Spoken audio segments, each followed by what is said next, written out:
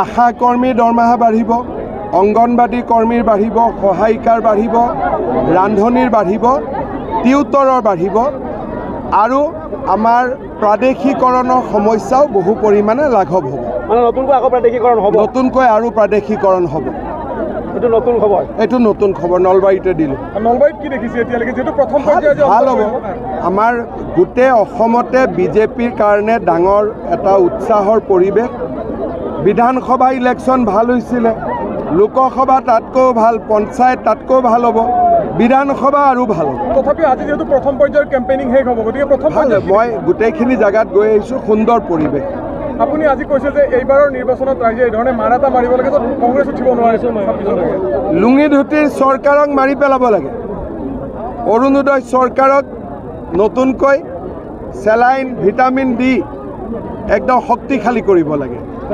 এটা বিষয় বৰকে চৰ্চা হৈ আছে, পাকিস্তানৰ বিষয়টো। এই বিষয়টো মই যোৱাকালি ৰঙিয়াত কমপ্লিট বুজাই কৈছোঁ। একেটা কথাকে বাৰে বাৰে কৈ থাকিলে ভালো নালাগে।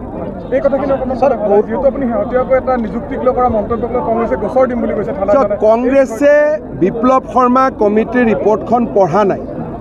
বিপ্লৱ শৰ্মা কমিটিৰ ৰিপৰ্টত ৰাকেশ পালৰ মাকৰ উদ্ধৃতি দি ৰিপৰ্টত লিখা আছে যে ৰাকেশ পালে কেনেকে ধৰণে ছোৱালীৰ লগত বেয়া কামতো লিপ্ত হ'ব চেষ্টা কৰিছিল।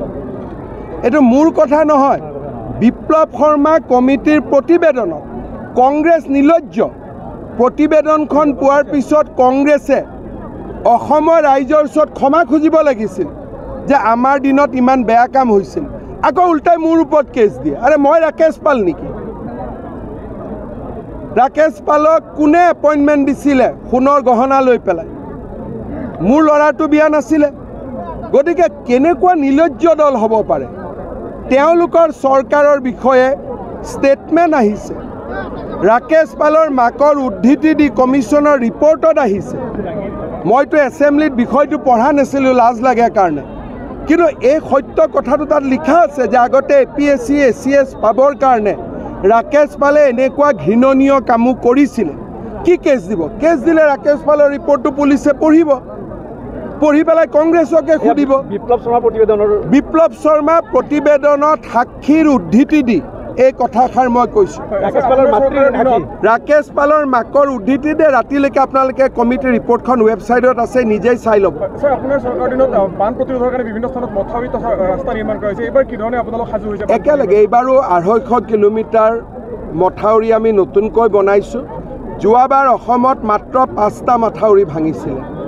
লাহে লাহে মথাউৰি ভঙা সংখ্যাটো কমিছে, কিন্তু নদীৰ কাষত যিবিলাক থাকে, মথাউৰিৰ ইটো পাৰে যিবিলাক থাকে, তেওঁলোকক বানৰ পৰা বচোৱাটো কোনো উপায় নাই।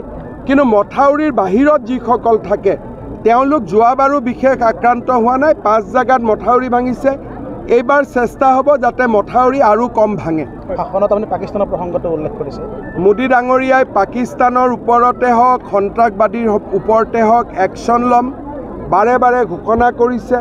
মোদী ডাঙৰীয়াক ভগৱানে শক্তি দিয়ক যাতে মোদী ডাঙৰীয়া নিজৰ কামত দেশৰ মাতৃৰ পূজাত সফল হ'ব পাৰে। জুনত আমাৰ মহিলা উদ্যমিতা আঁচনিৰ আমি ধনসমূহ অসমত বিতৰণ কৰিম। কিছু জুনত, কিছু জুলাইত।